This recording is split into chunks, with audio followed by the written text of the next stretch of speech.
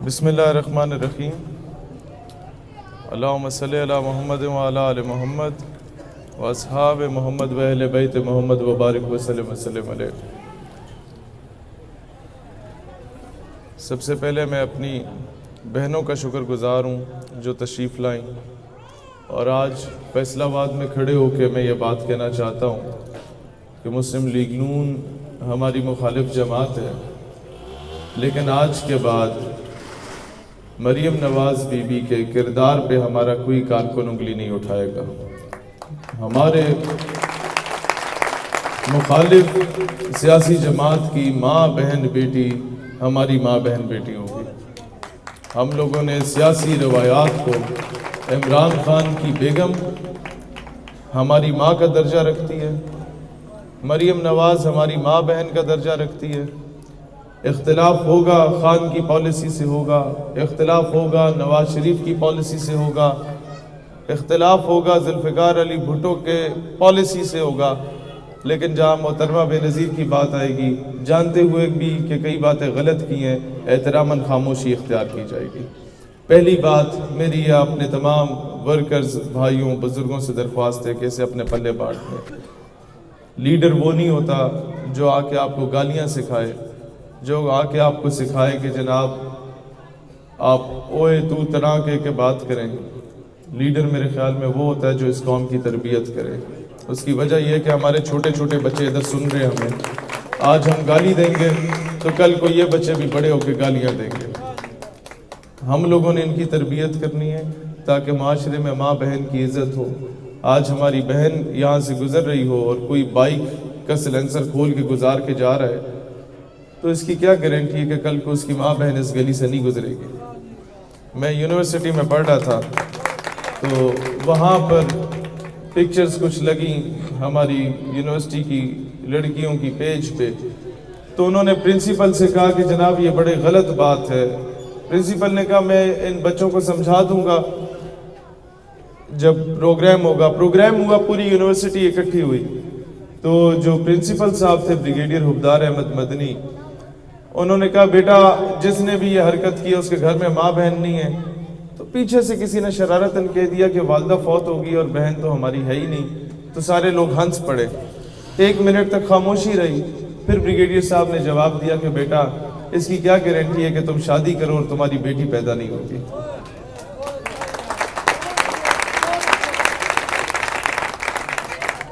پاکستان میں ہم نے روایات کا پاس رکھنا ہے۔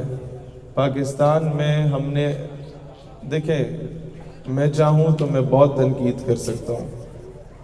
آج میں نے فیصلہ کیا ہے کہ میں نے آپ لوگوں کو ایک قوم بنانا ہے۔ آج میں نے فیصلہ کیا ہے کہ میں نے آپ کے درمیان، دیکھیں یہ چورن بہت سستے میں اور بڑے اچھے میں بکتا ہے کہ میں یہاں پر بریلوی کارڈ کھیلوں، دیوبندی کارڈ کھیلوں، شیعہ کارڈ کھیلوں یا اہل حدیث کارڈ کھیلوں۔ یہ منجن بہت سستے میں بک جاتا ہے اور بڑے آرام سے بک جاتا ہے کہ میں یہاں پر آپ کے سامنے پنجابی کارڈ کھیلوں، پٹھان کارڈ کھیلوں، بلوچ کارڈ کھیلوں یا سندھی کارڈ کھیلوں یا کشمیری کارڈ کھیلوں، گلگتی کارڈ کھیلوں۔ بات یہ ہے کہ ایک چیز ہم نے آج سمجھنی ہے، ہمارا سینٹر آف گریوٹی جو ہے وہ اسلام ہے۔ سعودی عرب سے میں ہو کے آیا، میں اسے اپنا دوسرا ملک تصور کرتا ہوں کہ میرے آقا کا روزہ مبارک وہاں پہ، تو میں نے آپ لوگوں کو ایک چیز بتاؤں، سعودی عرب بھی اگر بنا تو شاہ سعود کی نسل کی بنیاد پہ بنا، ایران بنا آریان نسل کی بنیاد پہ، افغانستان بنا افغان نسل کی بنیاد پہ، آذربائیجان بنا آذری نسل کی بنیاد پہ، ترکی اینڈ ترکمانستان بنا ترک نسل کی بنیاد پہ، پاکستان بنا اسلام کی بنیاد پہ۔ دنیا میں واحد ریاست مدینہ کے بعد ہے جو کہ اسلام کے نام پہ حاصل کی گئی ہے۔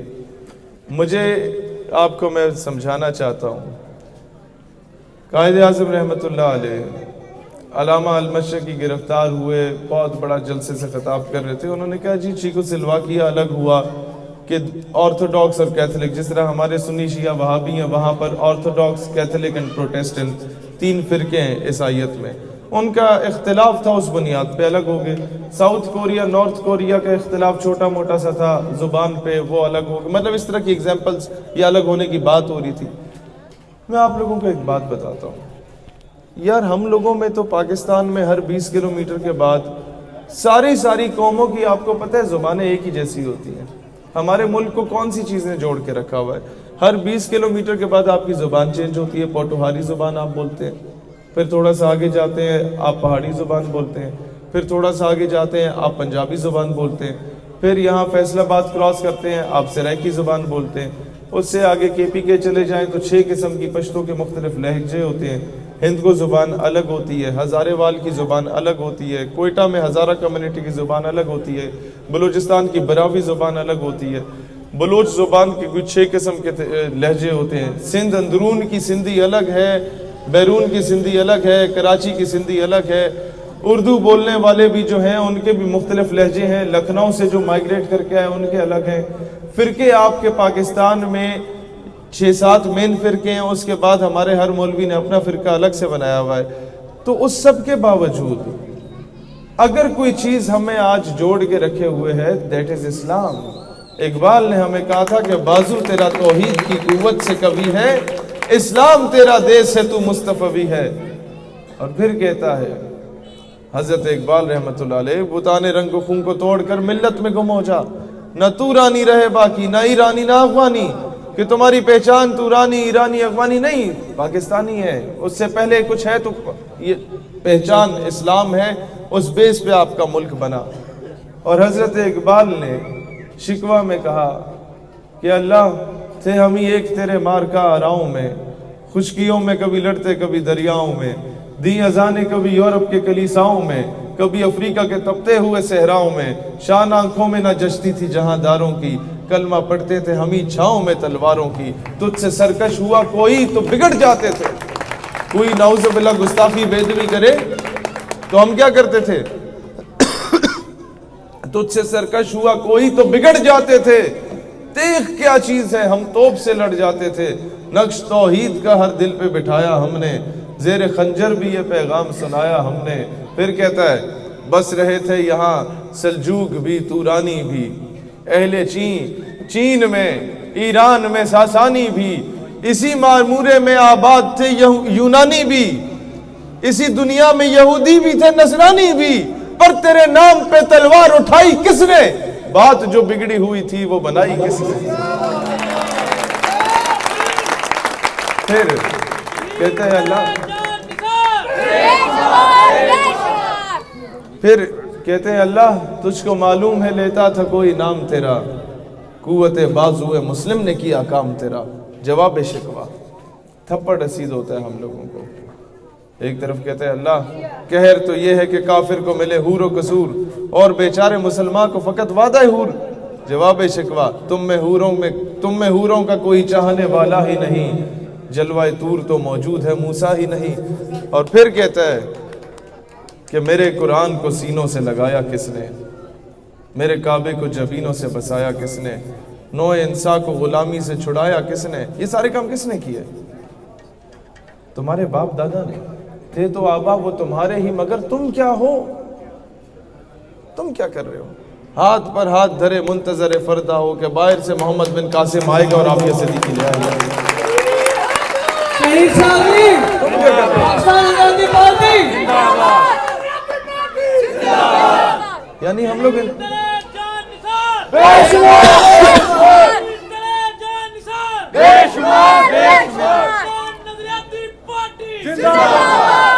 اب میں آپ کو تھوڑا سا یہاں بات کی جاتی ہے نواب وڈیرے جاگیردار، یہ دے دو بیٹا، ان کی بات ہوتی ہے.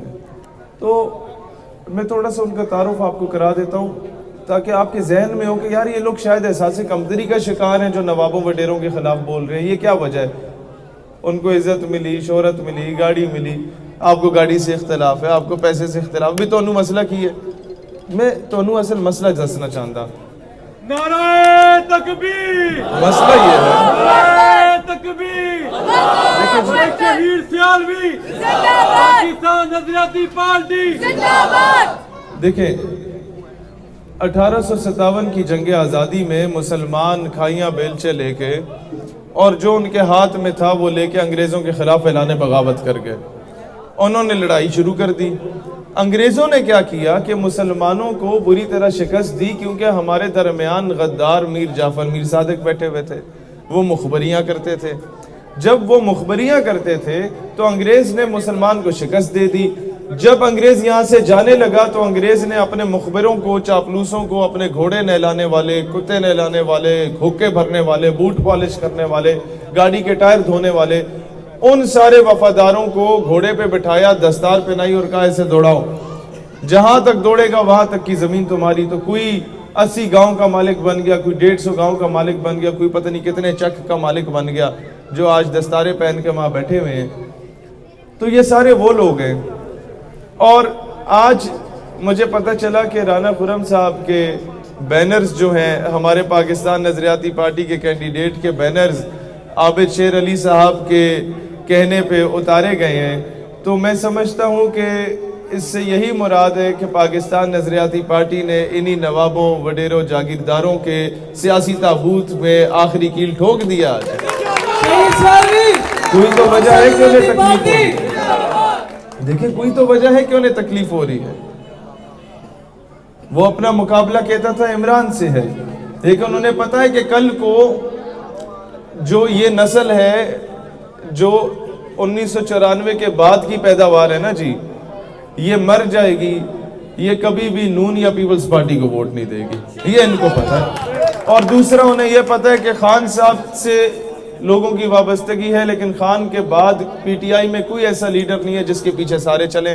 تو انہیں پتہ ہے پیچھے ایک یہی جماعت رہ گئی ہے، مستقبل میں مقابلہ انہوں نے کرنا ہے. تو آپ کیونکہ آج ہمارے ایمبیسیڈرز ہیں، آپ نے ہمارا پیغام، مجھے بڑا اچھا لگ رہا ہے. بہت پیاری سی بیٹی ہمارے بھائی نے اٹھائی ہوئی ہے. اللہ تعالیٰ ہماری بیٹی کو سلامت رکھے اور پاکستان کا کام لے اس سے جب یہ بڑی ہو، آمین. تو ہوا کیا جی، میں آج آپ کو کچھ بنیادی چیزیں بتانا چاہتا ہوں. لوگ آپ سے پوچھتے ہیں، آپ کو جواب دینا ہوگا، آپ کو اس کے بارے میں پتہ ہونا چاہیے. اب ریلوے انجن ہے بھئی، اور بھی تو انتخابی نشان ہو سکتے تھے، یہ ریلوے انجن ہی کیوں رکھا گیا؟ اس کے پیچھے کیا لاجک ہے؟ پیر مہر علی شاہ رحمۃ اللہ علیہ کے بیٹے تھے بابو جی، وہ اکثر ریلوے اسٹیشن پہ جا کے ریلوے انجن کو بڑی عقیدت سے دیکھا کرتے تھے. تو لوگ کہتے تھے یار اتنے بڑے پیر کی اولاد ہو کے ایک ریلوے انجن کے پیچھے کیوں اتنے عقیدت سے آپ دیکھ رہے ہیں اس کو؟ تو انہوں نے کہا جی مجھے اس سے عقیدت اس لیے ہے کہ یہ جل جل کے کالا ہو گیا ہے، لیکن ساری بوگیوں کو اپنی منزل مقصود تک پہنچا دیا اس نے. یہ اچھا نعرہ اسٹیج سے نہ لگائیں، جب کسی نے تالی بجانی ہوئی خود بجائے گا، نعرہ لگانے ہوا عوام میں خود لگائے گا. ابھی ہم نے سمجھانا ہے انہیں. دیکھیں جی، یہ جد و جہد کی نشانی ہے.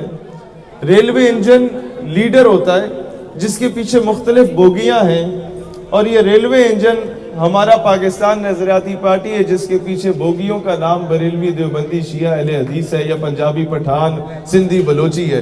یہ بوگیاں مل کے اسلام اور پاکستان کی ترقی کے لیے کوئی کردار ادا کر سکتی ہیں. اکیلے کوئی بوگی جائے گی تو باقی پیچھے رہ جائے گی. پھر یہ قوم میں تقسیم ہے. ہم نے اس قوم کو فرقہ واریت کے دلدل سے نکالنا ہے. ڈیوائیڈ اینڈ رول کی پالیسی پہ آپ کو تقسیم کیا گیا. آج سوات میں پھر ظلم ہوا، پھر دہشت گردی کی فضا پھیل رہی ہے وہاں پہ.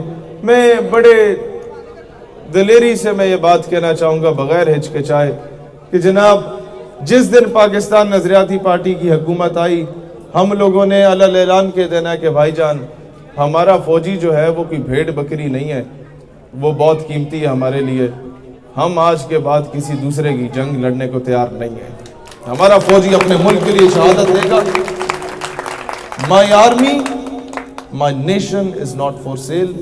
ہم لوگوں نے اس کی سودے بازی نہیں کرنی آج کے بعد. ہم لوگوں نے اپنی قوم کی، میرا پٹھان مجھے اپنی جان سے زیادہ عزیز ہے. میں نے اپنے پٹھان کو استعمال نہیں ہونے دینا آج کے بعد کسی غیر کی جنگ میں. بھائی مجھے عزیز ہے، اس نے روس کو شکست دی. مجھے عزیز ہے اپنی فوج، اس نے روس کو شکست دی. مجھے عزیز ہے اپنی فوج، اس نے امریکہ کی مدد سے امریکہ کو شکست دی الحمدللہ. لیکن میں یہ بات کہنا چاہتا ہوں، میرے لیے میری جان سے بڑھ کے میرا فوجی جوان ہے. میں نے اس کو نہ استعمال ہونے دینا ہے، نہ کسی کی جرت ہونے دینی ہے کہ وہ میرے فوجی کو استعمال کرے اپنے مقاصد کے لیے. دوسری بات آپ کو بتاؤں جی، دیکھیں میں خان صاحب سے بھی کہتا ہوں، نواز شریف صاحب سے بھی کہتا ہوں، زرداری صاحب میں اس معاملے میں کوئی تھوڑی سی عقل ہے. کرپشن وہ بہت اچھے سے کرتے ہیں، لیکن سیاست میں فہم و فراست والے آدمی ہیں.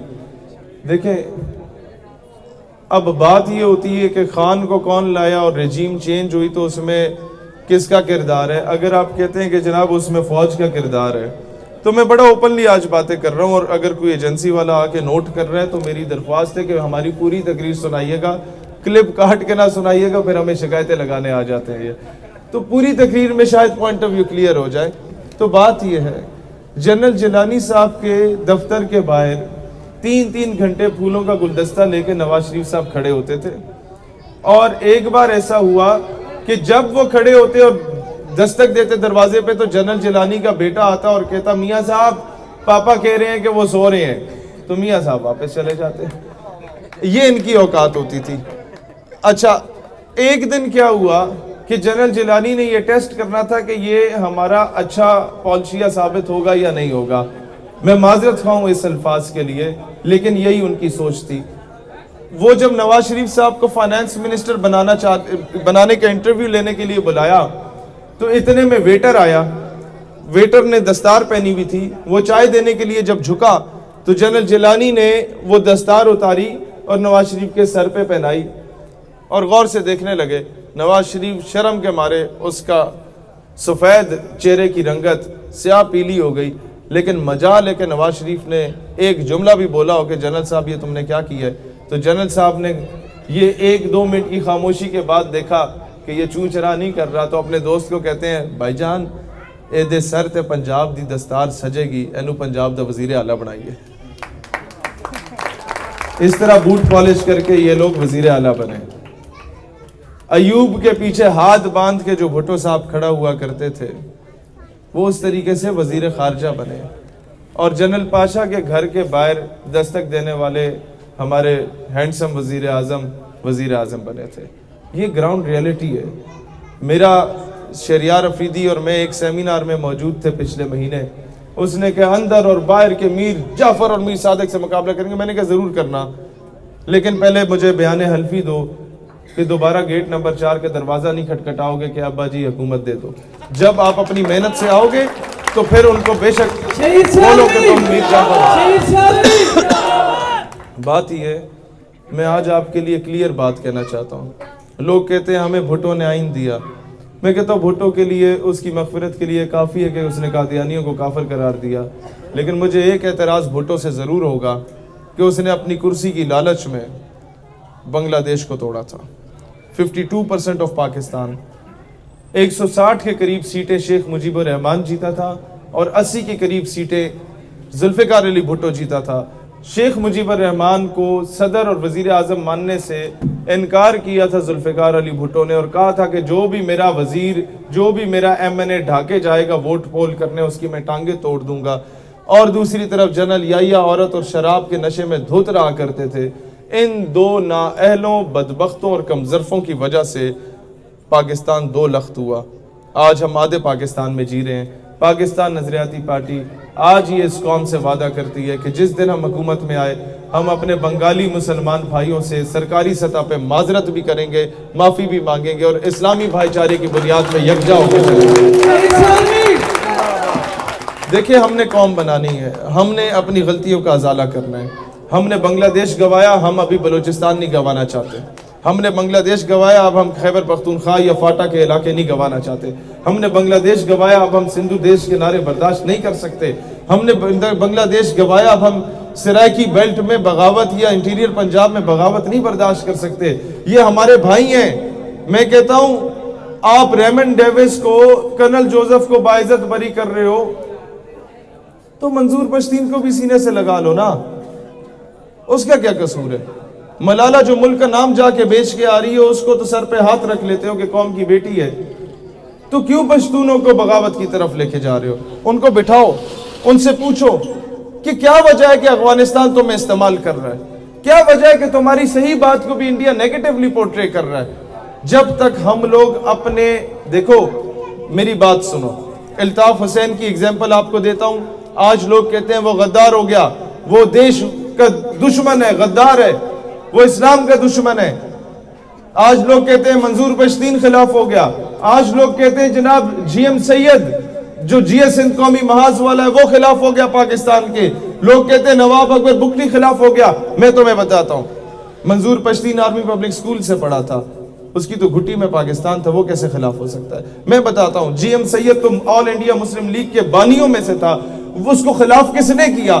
میں آپ سے سوال کرتا ہوں، الطاف حسین تو وہ تھا جس کے باپ دادا کے پورے خاندان چھلنی کر دیے گئے تھے، لیکن سب کو چھوڑ کے پاکستان آیا تھا، اسے کس کی وجہ سے خلاف کیا گیا؟ میں آپ سے سوال پوچھتا ہوں، نواب اکبر بگٹی کی تو میرے پاس تصویر ہے، میری عمر میں نواب اکبر بگٹی جھک کے قائد اعظم کو سلام کیا کرتا تھا، وہ کیوں اس طرف آیا؟ وجہ یہ ہے کہ بھائی جان، جب آپ اپنے بچے کو 22-24 سال پالنے کے بعد ٹھوٹا مار کے گھر سے پھینک دیتے ہیں اور آپ کا پڑوسی آپ کا دشمن ہوتا ہے اور وہ بچے کو پناہ دے دیتا ہے، تو بچہ تو پڑوسی کی زبان بولے گا نا، کیا نہیں بولے گا؟ بھئی ہم نے انہیں پالا پوسا بڑا کیا، سیاست میں لائے، زبردستی لائے، ایک کو لے کے آئے علاقائی جماعتوں کو شکست دینے، ایک کو لے کے آئے پیپلز پارٹی کو شکست دینے، کسی کو کس وجہ سے لے کے آئے، اور بعد میں جب ہم ان کے بندے بنوا کے ان کو کہا جی ٹھیک ہے سائٹ پہ ہو جاؤ، استعمال کر دیا ٹیشو پیپر کی طرح، تو پھر کیا ہوگا؟ انہیں تو ہم نے لڑنا سکھایا ہے، وہ لڑیں گے، مریں گے، اس سے ریاست کو نقصان ہوگا، اس سے کولیٹرل ڈیمیج ہوگا۔ پاکستان نظریاتی پارٹی جس دن حکومت میں آئی انشاءاللہ تعالی، ہم نے پشتونوں، بلوچوں، سندھیوں پر کسی قسم کی گولی نہیں چلانی، ہم نے سینے سے لگانا ہے، پاکستان خود ہی مستحکم ہو جائے گا۔ ہم نے پاکستان کو مضبوط کرنا ہے، اس کے مزید دھڑے نہیں کرنے، ہم مزید بنگلہ دیش برداشت نہیں کر سکتے۔ آج وہ بنگلہ دیش ہم سے آگے جا چکا ہے، جس کو ہم کہتے تھے یہ مچھلی کھانے والے، جسے ہم کہتے تھے یہ ٹکے والے، ہم کہتے نا ایک دوسرے کو تم 2 ٹکے کے نہیں ہو۔ آپ کو پتہ ہے ٹکے کی قیمت روپے سے بڑھ گئی ہے، آپ کو پتہ ہے آپ کی فیصل آباد کی ساری انڈسٹری بنگلہ دیش چلی گئی ہے، آپ کو پتہ ہے یہاں بجلی کے بلوں کی وجہ سے یہاں کی انڈسٹری بند ہو گئی ہے، آپ کو پتہ ہے بنگلہ دیش آج پاکستان سے کتنا آگے جا چکا ہے۔ کیا وجہ ہے؟ وجہ یہ ہے کہ اس نے وہاں فرقہ واریت کو سب سے پہلے اس کا گلا گھونٹا، اس کے بعد لسانیت کا گلا گھونٹ دیا، اس نے کہا ہم ایک قوم ہے اور وہ ترقی کر گئے۔ ہم قوم نہیں بنے آج تک، ہمیں آج تک تقسیم کیا گیا، یہ گجر ہے، ایک ملک ہے، ایک کھٹر ہے، ایک چودھری ہے، جٹ ہے، نو۔ او بھئی یہ کیا ہے؟ یہ تو سید بھی ہو، مرزا بھی ہو، اغوا بھی ہو، تم سبھی کچھ ہو، بتلاؤ تو مسلمان بھی ہو۔ او بھئی ہماری پہچان کیا ہے؟ ہم بھول گئے۔ اور پھر آج اکثر لوگوں نے رانا صاحب سے بھی کہا، مجھ سے بھی کہا کہ یار آپ لوگ کیپیبل آدمی ہو، پی ٹی آئی میں، نون لیگ میں 5-7 سال لگا کے ان کے ٹکٹ پہ اپلائی کر لیتے۔ میں نے کہا بالکل کرتے، میاں نواز شریف صاحب کو شاید ہم لیڈر مان لیں، لیکن مجھے بتاؤ، مریم بی بی کی میں بہت ریسپیکٹ کرتا ہوں، لیکن انہیں میں کس طرح سے لیڈر مانوں؟ کس بیس پہ؟ کہ وہ میاں صاحب کی بیٹی ہے؟ پھر مجھے جنید صفدر کو بھی 20 سال کے بعد لیڈر ماننا پڑے گا کہ یہ اس کا بیٹا ہے؟ یہ نسلی غلامی کے لیے؟ مجھے بتائیں، ذوالفقار علی بھٹو کو مان لیا چلو وہ لیڈر ہے، اس نے کئی کام اچھے کیے، مجھے بتاؤ پھر محترمہ بے نظیر کس کھاتے میں؟ چلو وہ بھی ٹھیک، زرداری صاحب کس وجہ سے صدر مملکت؟ صرف اس وجہ سے کہ ذوالفقار علی بھٹو کے داماد ہیں، اور پھر جو تیسری مخلوق بعد میں پیدا ہوئی اسے کس کھاتے میں لیڈر مانوں؟ صرف اس وجہ سے کہ بھٹو کا نواز ہے؟ نہیں یار نہیں۔ پھر ہم نے ڈیسائیڈ کیا کہ بادشاہ کے محل میں غلام بن کے رہنے سے بہتر انسان اپنی چھوٹی سی جھونپڑی کا بادشاہ بن جائے۔ انسان کم از کم دلیری سے بات تو کر سکے گا۔ آپ کو پتہ ہے ہم لوگ بائکوں پہ جاتے ہیں یا کسی دوست سے گاڑی مانگ کے لے آتے ہیں کہ یار ہم فیصل آباد جا رہے ہیں، یہ آصف صاحب کی مہربانی ہے، 2-2 ہزار روپے اکٹھے کر کے ہم لوگ لے کے آئے ادھر گاڑی۔ یہ ہماری حیثیت ہے جی، یہاں سے ہم نے شروع کی ہے، ہم لوگ آپ لوگوں میں سے ہیں۔ میرا والد اگر فوج میں آفیسر بنا تو وہ بیچارہ کھیتوں میں اپنے ہل چلا چلا کے اپنی محنت سے صبح پڑھا کرتا تھا کالج میں, شام کو ٹیوشنیں پڑھا کے کالج کی فیس دیا کرتا تھا, اور سرکاری گاڑیاں گھر میں موجود ہونے کے باوجود. میرا والد بریگیڈیئر ریٹائر ہوا, لیکن اس نے مجھے, جب میں طلبہ سیاست میں آیا تو مجھے کہا تم نے اگر سیاست ہی کرنی ہے تو پھر ہائیسٹ میں سفر کرو گے, سرکاری گاڑی میں نہیں کرو گے. ہماری تربیت میں یہ چیز تھی. ہمارے گاؤں کے ساتھ 2 کلومیٹر آگے ڈھوک ہوتی ہے, جہاں ہمارے دادا پردادا رہا کرتے تھے, مٹی کے گھر تھے, آج بھی ہیں. ہمیں ہر عید پہ ہمارے لیے لازم ہوتا ہے کہ ڈھوک میں عید, ہم نے دوسرے دن عید کے پہلے دن مہمانوں کو ملیں گے جو سیاسی مہمان ہوتے ہیں, دوسرے دن جا کے ڈھوک میں گزارنا ہے جہاں مٹی کے گھر ہیں, وہیں جا کے سارے اپنے چھوٹے چھوٹے بھانجے بھتیجے بچے لے کے جانے 2-2 سال کے, انہیں بتانا کہ بیٹا تمہارے باپ دادا کی یہ اصل چیز تھی, تم لوگوں کی یہ اصل اوقات ہے, کسی مقام پہ پہنچ گئے تو اس کو بھولنا نہیں ہے. ہم لوگ مڈل کلاس لوگ ہیں, ہم لوگ اپنی محنت سے آگے آئے ہیں, ہمیں پتہ ہے مڈل کلاس کا دکھ درد کیا ہوتا ہے. کیک کو وہیں روک دیجئے گا, بعد میں لے آئیے گا پھر, ورنہ توجہ ہٹ جائے گی لوگوں کی. اچھا آپ لوگ توجہ ادھر کرنے کے لیے میں نے بتایا تھا آپ کو. تو دوسری بات میں آپ کو عرض کرنا چاہتا ہوں, دیکھیے جی, ریلوے انجن کا میں نے آپ کو بتایا. آگے آ جاتے ہیں, پارٹی کیوں بنائی, موروثی سیاستدار کا سارا معاملہ. ہم لوگوں نے اپنے منشور میں ایک چیز ڈالی ہے, آپ نے سنا ہوگا عمران خان صاحب کو بھی, میاں صاحب کو بھی, کہ انہوں نے کہا کہ ہم یکساں تعلیمی نظام لے کے آئیں گے. سنا ہے نا, ایک جیسا تعلیمی نظام غریب کے لیے اور امیر کے بچے کے لیے ایک ہی ہونا چاہیے. کیسے ہوگا؟ کسی نے اس کا ماڈل دیا؟ آج تک نہیں دیا بھائیو. اس کا ماڈل یہ ہے, ہم لوگ, ہمارا کوئی بھی بندہ جب الیکٹ ہو گیا, ایم این اے یا ایم پی اے, ہم اسمبلی میں قرارداد لائیں گے کہ تمام سرکاری ملازم, ایم این اے, ایم پی اور سینیٹر کے بچے اور آفیسرز کے بچے سرکاری اسکولوں میں تعلیم حاصل کریں گے ایک غریب کسان مزدور ہاری کے بچے کے ساتھ.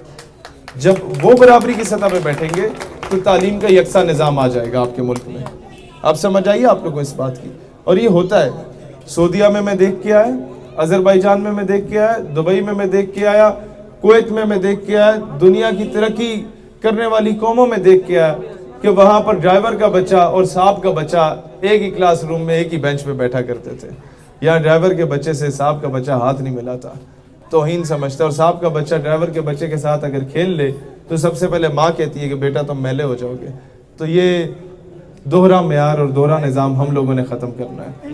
ہمارے لیے میں آپ لوگوں سے کہتا ہوں, اگر آپ کے بدن پہ کپڑے ہیں, ویسٹ کوٹیں ہیں, سر پہ ٹوپیاں ہیں, تو اس میں آپ کا کمال نہیں ہے. آپ ایسے گھر میں پیدا ہوگے جو یہ افورڈ کر سکتا ہے. آپ ان گھروں میں بھی پیدا ہو سکتے تھے جہاں پر سیلاب آیا اور آج وہ جوان بیٹیوں کے ساتھ چھتوں پہ لیٹے ہوئے کہ گھر بھیگے ہوئے ہیں, پتہ نہیں واش روم کا کیا کرتے ہوں گے. تو ہر حال میں اللہ کا شکر ادا کیا کریں. اور پاکستان کے لیے دیکھیں جی, میں بہت کیٹیگوریکلی آپ کو بات بتاتا ہوں. یہ نوجوان جو اینڈ پہ ہے, میں توڑے نال آ کے آپ تصویر بناواں گا, لہٰذا ان خاموش ہو جو. اچھا, میں آپ سے عرض کرنا چاہتا ہوں, آپ لوگ اکثر سوچتے ہوں گے کہ یار اس پارٹی نے تو جیتنا نہیں ہے ابھی اس وقت, تو ووٹ دے کے ضائع تو نہیں کریں گے, یا پتہ نہیں کیا ہو جائے گا. یہ اکثر دیکھیں, میں کوئی چیز چھپا نہیں رہا, نہ میں اپنی اوقات سے بڑھ کے آپ کو بات بتا رہا ہوں. دیکھیں بات یہ ہے کہ ایک دور تھا جب 1947 میں پاکستان بنا, وہ صرف یہ قائد اعظم یا علامہ اقبال کی جدوجہد نہیں تھی یار. اس سے پہلے 1857 کی جنگ آزادی 90 سال پہلے شہادتیں تھیں. علامہ کفایت علی کافی رحمت اللہ علیہ کو جب جہاد کا فتویٰ جامعہ دہلی سے انہوں نے دیا تھا, تو ان کے نوجوان جو اسٹوڈنٹس ہوتے تھے ان کو توپوں سے باندھا گیا اور توپیں چھڑائی گئیں اور جسم کے پڑخچے اڑ گئے. ناخن ادھر جا رہا ہے, سر ادھر گر رہا ہے, آنکھیں ادھر گر رہی ہیں, پاؤں ادھر گر رہے ہیں, انگلیاں یہاں گر رہی ہیں, اور کہا کہ فتویٰ واپس لو انگریزوں کے خلاف. انہوں نے کہا نہیں, اسلام میں there is no U-turn in اسلام.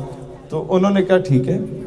دوسرے فیز میں کیا کیا, ان کے جو سینئر علماء تھے انہیں ہاتھی پہ بٹھایا. ہاتھی ٹھیک ٹھاک موٹا ہوتا ہے, ایک ٹانگ یہاں سے باندھی, دوسری ٹانگ کے ساتھ نیچے سے, اور اوپر یہ سینے سے رسی باندھی اور درخت کے ساتھ باندھ دیا, اور ہاتھی کو چھڑی ماری. ہاتھی آگے جاتا اور انسان کی شکل یوں بن جاتی جس طرح 8 ہوتا ہے, اور آدھا دھڑ درخت سے لٹک رہا ہوتا ہے اور آدھا دھڑ جو ہے وہ ہاتھی کے ساتھ ٹریول کر رہا ہوتا ہے. اور تیسرے فیز میں جب کہا کہ مولانا فتویٰ لوگے واپس, تو علامہ کفایت علی کافی نے کہا کہ نہیں میں نے آپ سے عرض کی تھی کہ اسلام میں یو ٹرن نہیں ہے، جو میں نے کہا وہی فتویٰ ہے میرا، ہم آپ کے خلاف جہاد کریں گے۔ تو علامہ کفایت علی کافی وہ بزرگ آدمی تھا، اس کی قمیض اتاری گئی، اور اس دور میں جو استریاں ہوتی تھیں یہ ڈولنس والی نہیں، کوئلے کی استری ہوتی تھی، کوئلے کی وزنی استری جسم پہ پھیری گئی، جب چمڑی اتری تو اس پہ نمک مرچ پھینکا گیا، پھر استری پھیری گئی، اور پھر پوچھا گیا فتویٰ واپس لوگے؟ انہوں نے کہا نہیں فتویٰ واپس نہیں لیں گے۔ تو انہوں نے کہا کہ اب اسے پھانسی کے پھندے پہ لٹکا دو۔ تو پھانسی کے پھندے پہ جاتے وقت انہوں نے وہ نعت لکھی تھی جو آج ہر نعت خواں پڑھتا ہے کہ کوئی گل باقی رہے گا نہ چمن رہ جائے گا، بس رسول اللہ کا دین حسن ہے۔ اس کا پس منظر یہ ہے، اب سمجھ آئیے، یہ پاکستان ایویں نہیں بن گیا، اس کے پیچھے بہت بڑی جدوجہد ہے۔ ایک جوان بیٹی باپ کے ساتھ آ رہی تھی، میں نے چک جمرہ میں بھی یہ بات بتائی تھی کہ اس کے باپ کو باندھ دیا گیا رسیوں سے، نان مسلمز کی جانب سے، بنیے کی جانب سے، اور اس کے سامنے اس کی بیٹی کو برہنہ کر کے زیادتی کی گئی، اور بعد میں بیٹی کا جسم کاٹ کے اس کے باپ کی گود میں پھینکا گیا تو وہ آخری سانسیں لیتے ہوئے، یہ مائیگریشن کی بات تھی جب انڈیا سے پاکستان مہاجر آ رہے تھے، تو اس وقت وہ بیٹی باپ کو کہتی ہے کہ ابا پاکستان کو میرا سلام کہنا ہے۔ اور پھر لاہور ٹرین آیا کرتی تھی روزانہ دہلی سے، اور ٹرین رستے میں کاٹ دی جاتی تھی پوری کی پوری، اور جب واپس ٹرین جاتی تھی نا خون سے لت پت، لوگوں کے کسی کی ناک کان کٹے ہوئے پڑے ہوئے، عورتوں کے بچے جو پیٹ کے اندر ہیں وہ نکال کے وہ پاؤں سے چھلنی کر چھیل دیا جاتے تھے، وہ پڑے ہوتے تھے۔ تو لوگوں سے کہا جاتا تھا کہ تمہیں پتہ ہے پاکستان جاؤ گے تو کاٹ دیے جاؤ گے، ادھر ہی چھپ کے بیٹھ جاؤ۔ انہوں نے کہا نہیں، پتہ ہے ہم پاکستان گئے تو کاٹ دیے جائیں گے رستے میں، لیکن یہ بھی پتہ ہے کہ اگر پاکستان چلے گئے تو کاٹ دیے گئے، دفن تو پاکستان میں ہی ہوں گے نا، اس پاک سرزمین میں ہوں گے۔ تو آپ لوگوں نے ایک اور چیز میں یہاں پر کلیئر کرنا چاہتا ہوں، ہمارے 75 روپے کے نوٹ پہ سر سید احمد خان کی تصویر آئی، کچھ لوگوں نے بڑا اعتراض کیا۔ دیکھیں ہر بندے کا اپنا مکتبہ فکر ہوتا ہے، اس کے اپنے پوائنٹ آف ویو ہوتے ہیں، لیکن جہاں تک سر سید کی بات ہے، انگریزوں سے پیسہ لیا سر سید نے، ان سے پیسہ لے کے اپنے بچوں کو پینٹ کو ٹائی پہنا کے انگریزی سکھا کے انگریز کو یہ شو کیا کہ ہم تمہاری غلامی میں جا رہے ہیں، لیکن پس پردہ اسی علی گڑھ یونیورسٹی میں سر سید احمد خان نے ان میں بغاوت اکسائی، بغاوت جگائی، اور بتایا کہ سرفروشی کی تمنا اب ہمارے دل میں ہے، دیکھنا ہے زور کتنا بازوئے قاتل میں ہے، دیکھ سکتا ہے تو بھی دیکھ لے اے آسماں، حوصلہ یہ دیکھ کے عادل بڑی مشکل میں ہے۔ تو سر سید نے کیا کیا؟ تربیت اور ذہن سازی کی نوجوانوں کی کہ تم نے تعلیم حاصل کرنی ہے، تم نے سسٹم میں گھسنا ہے، اور پراپر وقت آئے گا جب تم سے کام لے لیا جائے گا۔ سر سید فوت ہو گئے، ان کے فوت ہونے کے 40 سال کے بعد قائد اعظم علی گڑھ یونیورسٹی میں گئے اور کہا کہ تمہارا تعلق امرتسر سے ہے، تم بنگال سے ہو، تم ڈھاکے سے ہو، تم کلکتہ سے ہو، تم جو ہو اجمیر سے ہو، تم کلکتہ، تم دہلی، تم ممبئی، تم لاہور، کراچی، پشاور، سارے نوجوان اپنے علاقوں میں پھیل جاؤ اور پاکستان کے لیے جدوجہد کرو۔ تو کچھ دانشور تھے اس دور میں، آج بھی آپ دیکھیں گے دانشور وہ ہوتے ہیں جو تنقید کر رہے ہوتے ہیں، یار اس دی تے مچھا نے اے اسلام لائے گا ہیں، اے تے جناب اس دی آستینہ چڑھی ہوئی ہیں، اے گل کر رہے پاکستان دی ہوتے ہیں۔ اس وقت دانشور کہتے تھے کہ یہ قائد اعظم جو جسے تم مانتے ہو، یہ محمد علی جناح، یہ تو سگار پیتا ہے، یہ تو کلین شیو ہے، انہوں تے صحیح طرح اردو بھی نہیں آتی، اے جا کے اسلام مسلمانہ آستے ریاست بنائے گا، ہوتے تھے دانشور۔ انہوں نے کہا علی گڑھ کے اسٹوڈنٹ سے کہ بیٹا تمہیں پتہ ہے اگر تم جناح کے ساتھ نکلے تو تمہاری زندگی کا 1 سال ضائع ہو جائے گا، فیل ہو جاؤ گے۔ علی گڑھ کا اسٹوڈنٹ سر سید کے مرنے کے 40 سال کے بعد جواب دیتا ہے کہ ہاں ہم جانتے ہیں کہ اگر جناح کے ساتھ نکلے تو ہماری زندگی کا 1 سال ضائع ہو جائے گا، لیکن ہم یہ بھی جانتے ہیں کہ اگر آج ہم نہ نکلے تو امت کی صدیاں ضائع ہو جائیں گی۔ یہ تھا سر سید احمد خان۔ مجھے بتاؤ، یا تو یہ جو فتوے دے رہے ہیں یا اعتراض کر رہے ہیں سر سید جناب پاکستان کا مخلص نہیں تھا، تو تم بتا دو تم نے پاکستان بنایا تو میں مان لیتا ہوں۔ بھائی رسول اللہ علیہ الصلوۃ والسلام کسی مولوی یا پیر کی خواب میں بھی آ کے کہہ سکتے تھے کہ جاؤ بر صغیر میں مسلمانوں کو ریاست بنا کے دو. محمد علی جناح کو ہی کیوں زیارت نصیب, اور محمد علی جناح کو وہ بھی بیداری کی صورت میں کیوں نصیب کی؟ آخر کچھ تو تھا نا یار, کچھ تو تھا کہ نواب وٹیرا جاگیردار اور کسان مزدور ہاری دونوں طبقے اس کے پیچھے چلتے تھے. کچھ تو تھا نا کہ پیر جماعت علی شاہ کہا کرتے تھے کہ میرا سیاسی رہنما اور پیر کوئی ہے تو وہ یہی محمد علی جناح ہے. کچھ تو تھا نا کہ قائد اعظم محمد علی جناح کے بارے میں خواجہ قمر الدین سیالوی رحمۃ اللہ علیہ جو اتنے القابات دیا کرتے تھے. کچھ تو تھا نا جو پیر آف مانکی اور پیر آف زکوڑی ان کے پیچھے چلے تھے. کچھ تو تھا نا کہ علامہ شبیر احمد عثمانی رحمۃ اللہ علیہ جن سے پوچھا گیا کہ آپ تو مخالف تھے, آپ نے جنازہ پڑھایا جناح کا, کیوں؟ کہتے میں نے خواب میں رسول اللہ علیہ الصلوۃ والسلام کو دیکھا, انہوں نے اشارہ کر کے کہا کہ محمد علی جناح میرا مجاہد ہے, اس سے خیانت نہیں کرنا. کہتا مجھ پہ لازم ہو گیا میں اس کی حمایت. دارالعلوم دیوبند کا بہت بڑا نام تھا شبیر احمد عثمانی, انہوں نے جنازہ پڑھایا. ہمارے مکتب یہ بریلوی سنی مکتبہ فکر کا بہت بڑا نام تھا خواجہ قمر الدین سیالوی, قائد اعظم کے پیچھے ایک ان کے سپاہی بن کے چلے تھے. اور خواجہ قمر الدین سیالوی رحمۃ اللہ علیہ سے پوچھا گیا تھا, یہ جو لوگ آج ہم سے کہہ رہے تم مامے لگتے ہو پاکستان دے, تو سم بہت درد ہے پاکستان دا, ہر سیاستدان نو تسی لٹاڑ ہو. میں کہ جی ہاں بالکل, تسی ٹھیکیدار ہو. میں کہ جی بالکل اسی ہاں. کہتے وہ کیسے, تساں کی کیتا ہے؟ میں کہ خواجہ قمر الدین سیالوی رحمۃ اللہ علیہ کو اس دور کے وزیر اعلیٰ پنجاب خضر حیات ٹوانا نے کہا تھا کہ جناب یہ بلینک چیک لے لو, اسے فل کرو, سائن کرو, جننے پیسے چاہیے نے میں دیاں گا, لیکن جناح دا ساتھ نہ دو. تو خواجہ قمر الدین سیالوی نے وہ بلینک چیک اٹھا کے انگیٹھی میں جلا دیا, اور پھر خضر حیات ٹوانے نے دھمکی دی کہ اگر اب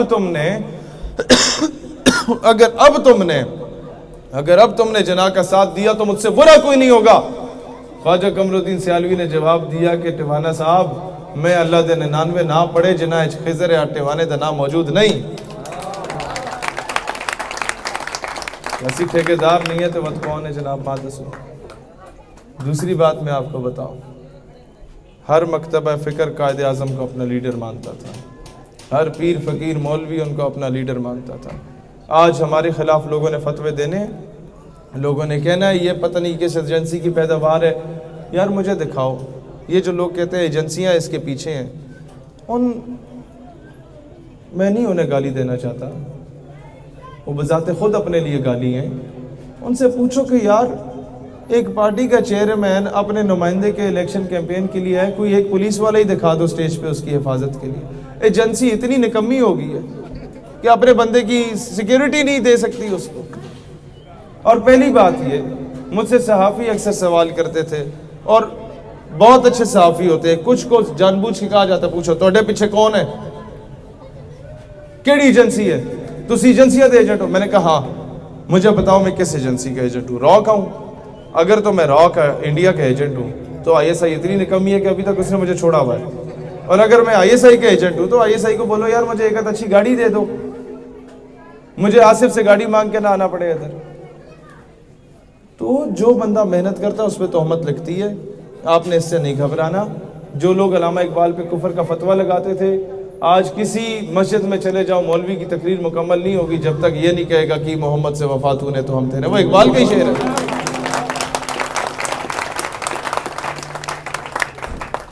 فرقے نو رکھو ایک سائیڈ تے, ہر مولوی مندہ اقبال اقبال ہے, ہر پیر کہتا ہے اقبال اقبال ہے. شیر محمد شرف پوری رحمت اللہ علیہ کہتے تھے جس نے داڑھی نہیں رکھی میرے پیچھے نماز نہیں پڑھ سکتا. علامہ اقبال جا کے چوتھی پانچویں صف میں کھڑے ہو گئے, ٹائی پہنی ہوئی, پینٹ کوٹ پہنا والا, اور وہ نماز شروع کر دی. بعد میں جب شیر محمد شرف پوری اپنے کمرے میں چلے گئے, انہیں نہیں پتا تھا یہ آئے گے, انہوں نے کہا جی میں پیر صاحب سے ملنا چاہتا ہوں. خلیفے جتنے ساتھ ہوتے ہیں کہتے ہیں پیر ہوتا ہے تو خلیفہ سوا پیر ہوتا ہے. اس نے عابد شیر علی ٹائپ. تو آپ کو نہیں سمجھ آئی میری بات کی, جتنے چیلے چاپلوس ہوتے ہیں نا سیاستدانوں کے, یہ شاہ سے بڑھ کے شاہ کے وفادار ہوتے ہیں. انہوں نے کہا جی پیر صاحب نے کہا جس دی داڑھی نہیں نماز نہیں پڑھ سکتا. تو شرف پوری صاحب نے تسی نہیں مل سکتے, تسی ایک تے داڑھی منڈے ہو, اتنے تو سر ٹائی پائی ہوئی ہے. اقبال نے کہا ٹھیک ہے, نہیں تو نہ صحیح. چلے گئے. انہوں نے پوچھا پیر صاحب نے کون آیا تھا, انہوں نے کہا اقبال آیا تھا. انہوں نے کہا علامہ اقبال. کہتا ہاں. کہتے ہیں پیر صاحب ننگے پاؤں کمرے سے دوڑے اور کہا اسے بلاؤ, مجھے کبھی کبھی بارگاہ حضوری میں جانے کی اجازت ملتی ہے, جس محفل میں حضور موجود ہوتے ہیں, وہ روحانی محفل جس میں نبی پاک علیہ السلام موجود ہوتے ہیں, کبھی کبھی اجازت ملتی ہے جانے کی, اور میں جب جاتا ہوں وہاں اقبال پہلے سے موجود ہوتا ہے. ان لوگوں نے پاکستان بنایا ہے. پاکستان بننے کے لیے بنا تھا, ٹوٹنے کے لیے نہیں بنا تھا. میں اگلا جلسہ انشاءاللہ سندھ میں جا کے کروں گا, اور جا کے سندھیوں کو بتاؤں گا, اپنے بھائیوں کو, کہ بھائی جان جو تم کہہ رہے ہو نا زندہ ہے, بھٹو زندہ ہے, وہ اس لیے زندہ ہے کہ اس نے آج تک اندرون سندھ میں تمہیں اچھا سکول نہیں دیا. جس دن تمہیں سکول مل جائے گا اس دن بھٹو فوت ہو جائے گا. جس دن تمہیں یونیورسٹی مل گئی اس دن بھٹو صاحب نے فوت ہو جانا ہے. یہ گراؤنڈ ریئلٹی ہے. کیوں زرداری زندہ ہے؟ اگلی باری پھر زرداری. بھائی مجھے یہ بتاؤ, کوئی ایک قربانی پاکستان کے لیے اس کی. آپ میں سے کسی کا رشتہ دار سعودیہ, دبئی یا برطانیہ میں نوکری کرتا ہے, اس سے پوچھو ذرا کہ بنگالی سے ہاتھ ملاؤ, ہندوستانی ہاتھ ملا لے گا, بنگالی نہیں ملائے گا. وہ تم سے نفرت کرتا ہے جو کچھ بھٹو نے کیا اس کے ساتھ. وہ تم سے نفرت کرتا ہے جو کچھ یایا نے کیا اس کے ساتھ. تو ہم لوگ اپنی یہ وفاداری کے چکر میں اور نمبر بنانے کے چکر میں کہ جناب بڑے صاحب راضی ہوں گے یا ناراض ہوں گے, میں انہیں راضی کرنا چھوڑ چکا ہوں. میں نے اپنے اللہ کو اور اس کے نبی علیہ الصلوۃ والسلام, اپنے نبی آخر الزمان علیہ الصلوۃ والسلام کو راضی کرنا ہے. اور آج کے بعد ہم نے لوگوں کو امپریس نہیں کرنا. جو سچ ہے وہ بیان کریں گے, جو سچ نہیں ہے اسے جوتے کی نوک پہ رکھیں گے انشاءاللہ تعالیٰ. نہیں کہیں گے کہ جناب ایسی بات کرو تو محب وطن لگو گے, ایسی بات نہ کرو تو محب وطن نہیں ہو. کوئی آپ پہ غداری کا لیبل لگا لے. بھئی ان کی اوقات کسی کی کیا ہے کہ غداری کا لیبل لگا. یار میرے سینے پہ پاکستان کا پرچم ہے. سعودیہ میں حقارت کی نگاہ سے عرب کنٹریز میں آپ کو ہر ملک میں دیکھا جاتا ہے کہ یار یہ بھیکاری قوم ہے. میری کوئی تصویر دیکھ لیں, وہ پاکستانیوں کے ایک سائٹ پہ کر دیتے ہیں. پاکستانی توپ پہن کے پھر رہے ہوتے ہیں ان کے ڈریس میں, تاکہ پہچانے ہی نہ جائیں کہ ہم پاکستانی ہیں. میں نے وہاں بھی اپنا پرچم سینے پہ لگائے رکھا کہ مجھے فخر ہے اپنی ریاست پہ, مجھے فخر ہے اپنی دھرتی ماں پہ, میں پاکستانی ہوں. کیوں لگاتا ہوں؟ کیونکہ میرا اس سے ایک روحانی تعلق ہے. اس پرچم کو اگر غور سے دیکھو تو اس کی نسبت میرے آقا علیہ السلام کے گنبد خضرا سے ہے. میں نہ اس سے غداری کر سکتا ہوں, نہ کسی کو کرنے دوں گا انشاءاللہ تعالیٰ, چاہے کتنا بڑا افسر یا وزیر مشیر ہی کیوں نہ ہو. ہم لڑیں ان لوگوں کے خلاف. ہم نے مسجد وزیر خان میں کار سرکار میں مداخلت کے پرچے جھیلے. ہم نے راول پنڈی میں دہشت گردی کے پرچے جھیلے ہیں. او بھائی میرا آئی ڈی کارڈ بلاک کیا گیا تھا, مجھ سے پاکستان کی شناخت چھینی گئی تھی, میرا پاسپورٹ سیز کر دیا گیا, میرے بینک اکاؤنٹ سارے سیل کر دیے گئے, میرے پاکستان کی شناخت چھین کے کہا جاتا ہے کہ جناب یہ 4 شیڈیول میں ڈال دو, نیکٹا کی لسٹ میں ڈال دو, یہ غدار ہو گئے, یہ اینٹی سٹیٹ ہو گئے. او بھائی 12 سیکنڈ کا میرا ویڈیو کلپ تھا پاکستان انڈیا کے میچ کے بعد, جس نے 4 دن تک انڈیا میں خالصتان کا ایشو سکھوں کا زندہ کر دیا. مجھ سے بڑا ملک کا وفادار کون ہو سکتا ہے؟ جنرل ایک سابق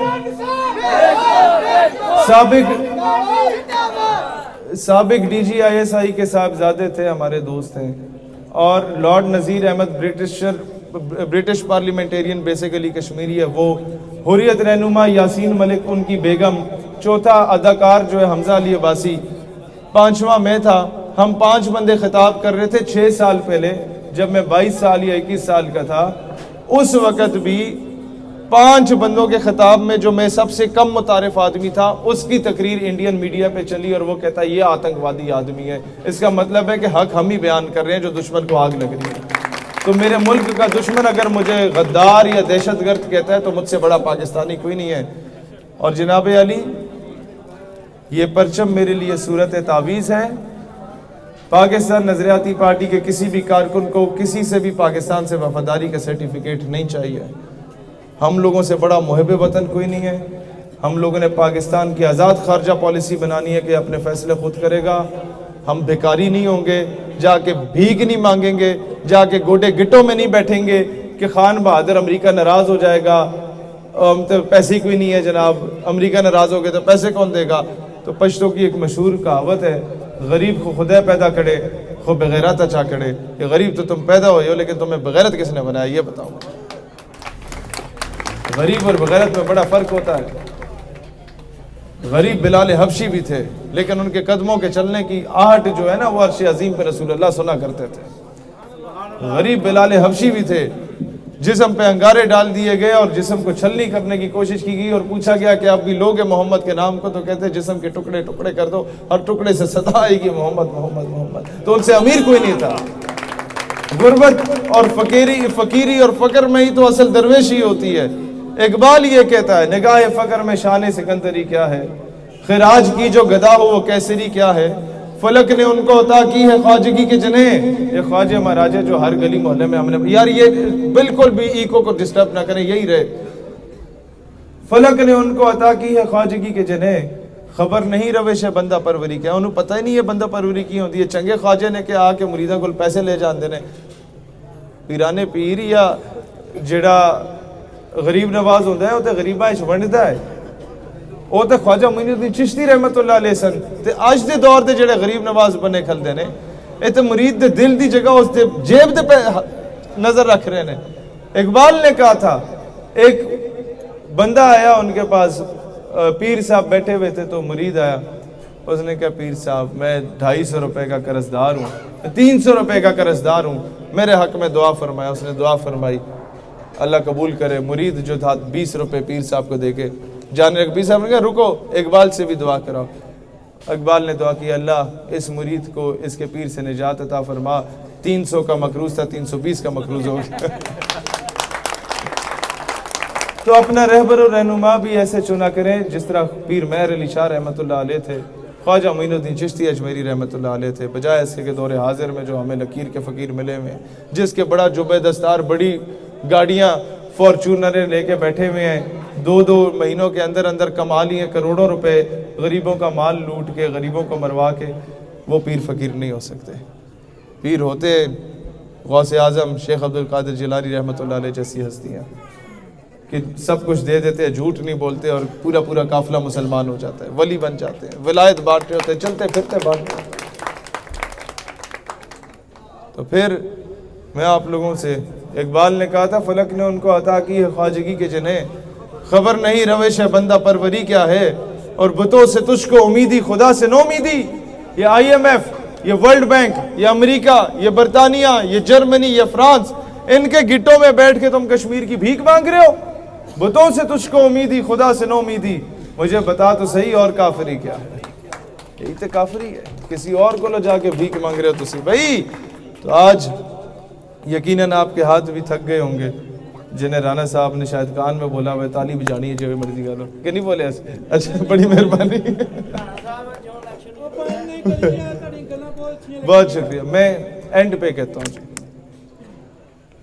کچھ کام ہوتے ہیں جو جماعتیں لانچ ہوتی ہیں نا، پہلے میڈیا پہ ملالہ کی طرح 6 مہینے ان کو 24 گھنٹے دکھایا جاتا ہے، میاں صاحب واش روم جا رہے ہیں، میاں صاحب واش روم سے آ رہے ہیں، میاں صاحب نے ٹیشو سے ناک صاف کی، میاں صاحب بیٹھ گئے، میاں صاحب اٹھ گئے، میاں صاحب پانی پی رہے، میاں صاحب کھانا کھا رہے ہیں، تو قوم میں میاں میاں چل رہا ہوتا ہے، سمجھ رہے ہیں؟ ہمارے پاس جب میری پریس کانفرنس تھی 150 صحافی آئے ہوئے تھے، سارے پاکستان کے چینلز، کسی نے لائیو نہیں دکھایا، تو مجھ سے انہوں نے پوچھا کہ کوئی چینل لائیو نہیں دکھا رہا آپ کو، یہ کیا وجہ ہے؟ میں نے سمپل جواب دیا، میں کہا میرے کول پیسے نہیں، تو لہٰذا ہمارے پاس اتنے وسائل نہیں ہیں، ہمارے وسائل آپ لوگ ہیں۔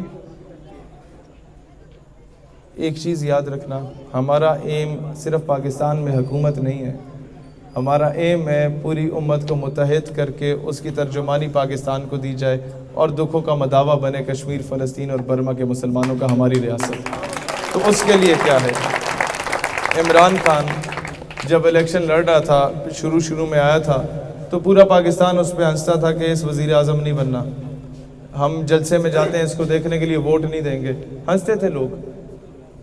لیکن اس کا جو گاؤں تھا نا میاں والی، وہ اس کے ساتھ کھڑا تھا، اس نے اسے ایک بار MNA بنایا، پھر بنایا، یہاں تک کہ وہ وزیر اعظم بن گیا۔ وہ اس کا قلعہ مضبوط تھا۔ تو میرا جو قلعہ ہے، اگر میں نے پوری امت کے دکھوں کا مداوا بننا ہے، نبی پاک علیہ الصلوۃ والسلام کی امت جہاں جہاں مظلوم ہے ان کے دکھوں کا مداوا بننا ہے، تو میرا قلعہ آپ پاکستانی ہو اور قلعہ آپ نے مضبوط کرنا ہے۔ یہاں سے ہم جیتیں گے تو دنیا میں کچھ کر پائیں گے، اور مضبوط تبھی ہوگا۔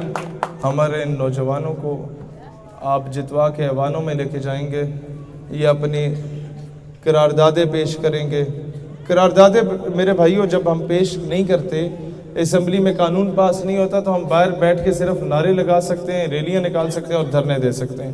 11 سال ہم نے یہ کام کیے، کچھ عملی طور پہ نہیں ہوا۔ وہ الگ بات ہے، ہم نے عورت مارچ پہ بھی جا کے پابندی لگوا دی، ہم نے اسرائیل کا جھنڈا بھی اکھاڑ کے پھینک دیا جو کسی کی جرت نہیں ہوتی تھی، ہم نے OIC کا اجلاس بھی بلوا لیا، ہم نے 2 مرتبہ تمام اسلامی ممالک کے اجلاس میں اور اقوام متحدہ کے اجلاس میں ناموس رسالت صلی اللہ علیہ وسلم کی آواز بھی بلند کروائی، لیکن پھر بھی بدبختی اور ضلالتیں لوگ کر رہے ہیں۔ اس کی وجہ یہ ہے کہ کوئی قانون نہیں بن سکا۔ قانون آپ کو کوئی نون میم شین نہیں بنا کے دے گا، قانون آپ لوگ خود اسمبلی میں جائیں گے تو آپ بنا سکیں گے۔ اس کے لیے 2 ہی راستے ہیں، یا تو میں بوٹ پالش کر کے تسمے سیدھے کر کے بڑے بڑے سیاستدانوں کے اسمبلی میں پہنچوں، اور پھر ان کے اور ان کے بچوں کے خواجہ سعد رفیق کا نام سنا ہوگا؟ سنا ہوگا؟ خواجہ سعد رفیق سے اینکر پرسن نے سوال کیا کہ آپ تو 50 سال سے سیاست میں ہیں، میاں صاحب کے قریبی دوست ہیں، تو میاں صاحب کے بعد آپ کیوں نہیں، مریم بی بی کیوں؟ خواجہ سعد رفیق آہ بھرتا ہے اور کہتا ہے اس کا جواب میرے پاس نہیں۔ سمجھ آئیے؟ تو اس جدی پشتی غلامی سے آپ لوگوں نے نجات حاصل کرنی ہے۔ پاکستان ہمیشہ زندہ باد۔ بہت شکریہ۔